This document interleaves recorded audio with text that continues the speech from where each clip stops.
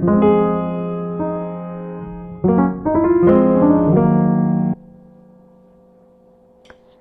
guys, welcome back to my YouTube channel. In this video, we will try this chocolate crinkles from Boss Coffee, if I'm not mistaken sa pag-pronounce. And binili ko siya kanina kasi down out kanina dito and nag-decide akong lumabas and mag-charge ng ibang gadgets ko. And yun, since nakikicharge ako, bumili din ako ng yung Sonda store para naman hindi naman off-white. Hindi naman stressful. So, ayun, ito yung binili ko. This cost 40 pesos. And to be honest, it's okay naman sa price niya. It's 40 and malaki na siya. And dito sa likod, makikita mo, halagay yung name, chocolate crinkles. Produced May 5. Today is May 7, I think. So, 2 days pa lang siya. So, fresh pa siya. And ang expiry date niya is on May 24, 2026. And ayan yung batch number and nakalagay is Fit Ambient. So, let's try this one. Kung anong lasa. First time kong bumili ng chocolate crinkles from that shop. Gusto ko sana bumili ng drinks nila, but huli ka tayo ngayon. Wala pa yung sahod namin. So, yeah. Let's try this. Itong na-crack na mo.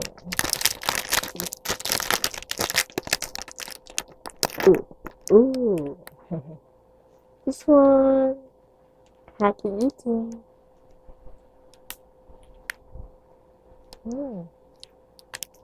Sarap.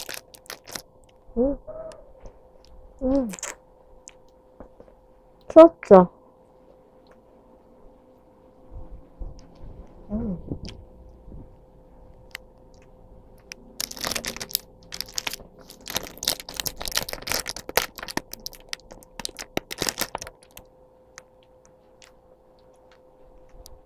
Sarap. Moist siya talaga.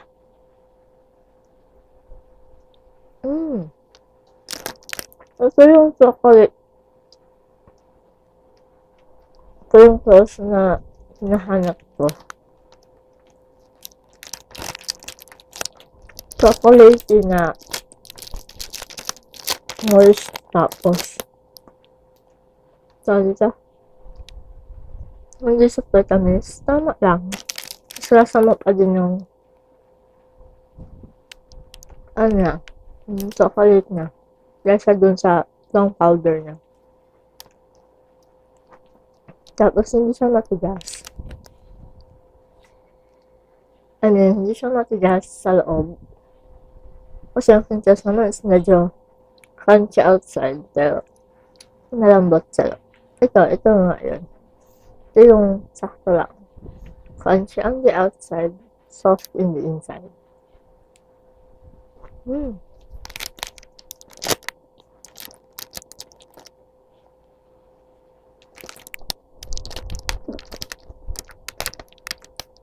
Sarap.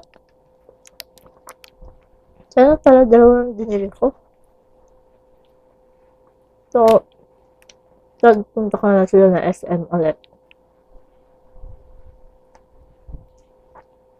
Daanan ko yung store nila. And I will buy this again. So, yung mga kapaligas dyan, like ng Art of Albay or naman na pumunta ng SM just try na yung chocolate crinkles ng Boss Coffee. What if tagalan ko kaya dito sa jowa? Abot kaya. Sabay, ilang days naman.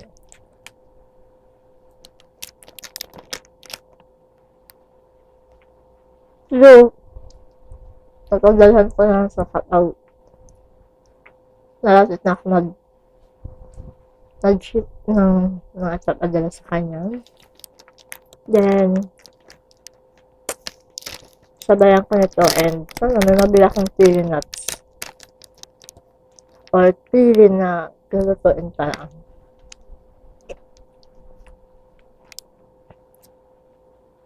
Mm.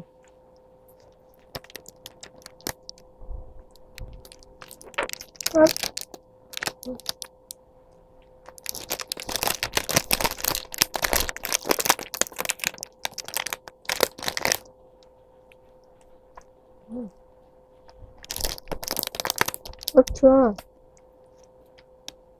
Sana talaga dalawa na lang binili ko. Mm.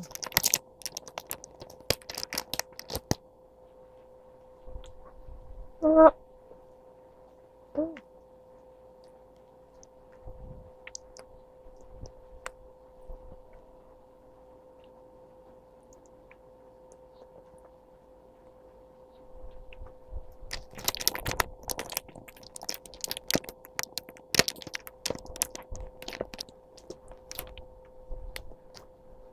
Mm-hmm.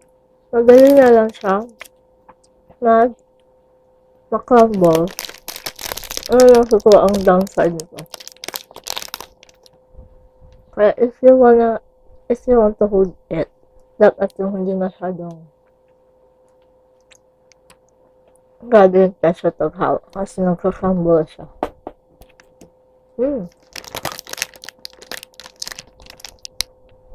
Parang sa relasyon lang, kung masyadong mahigpit or masyadong nakakasakal.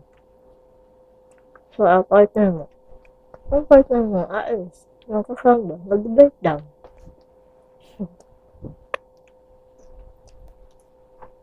Ang sarap.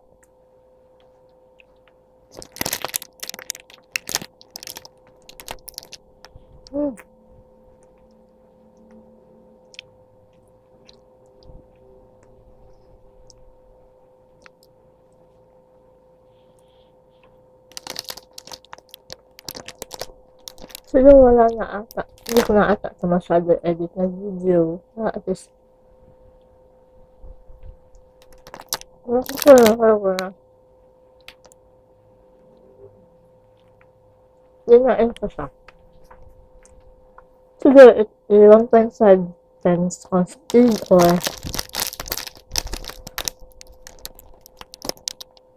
2 times. Basta yun naintindihan niyo pa din ako.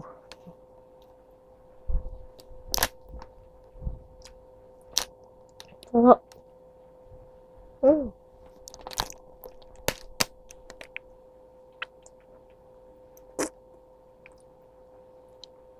Ito.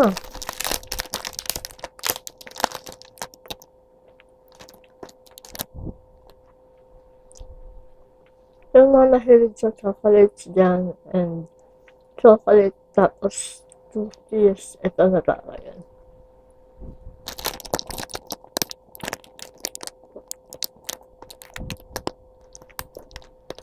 Ang konti edit na nagawin ko talaga dito sa video na ito.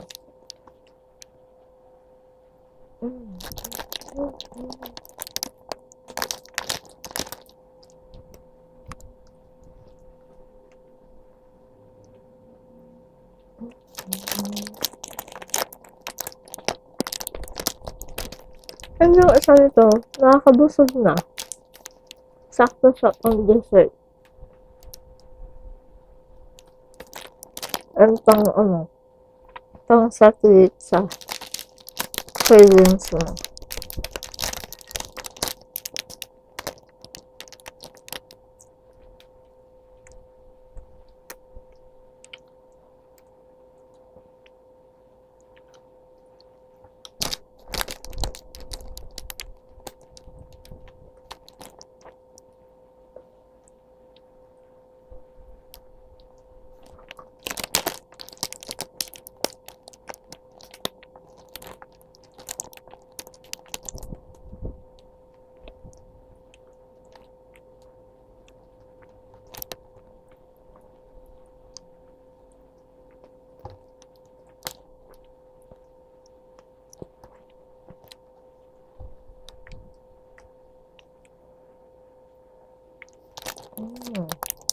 Talaga.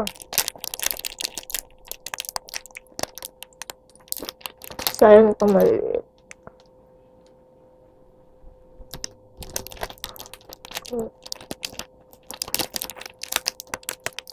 Mm.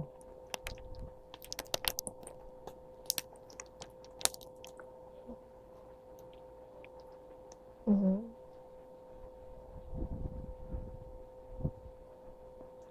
Hmm. Na-stuck sa ngipin ko. Mm.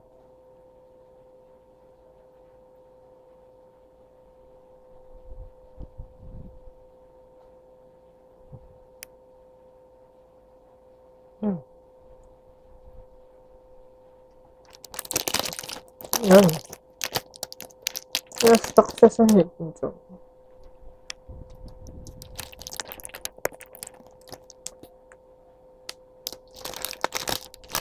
Sarap talaga.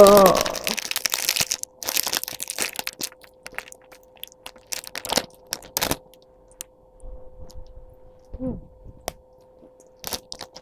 Sayang. Gusto na.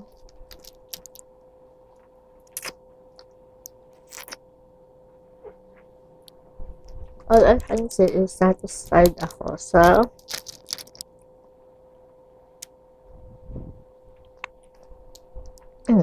chocolate Twinkles na Boss Coffee.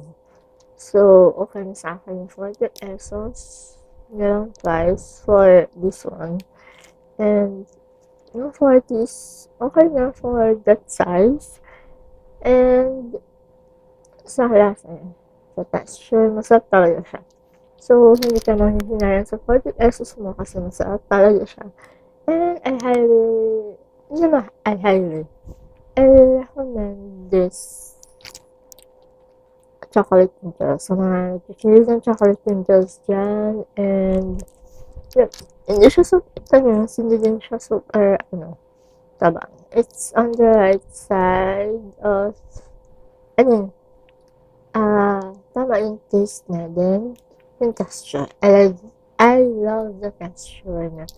Crunchy on the outside, soft and chewy. Hindi na siya soft on the inside.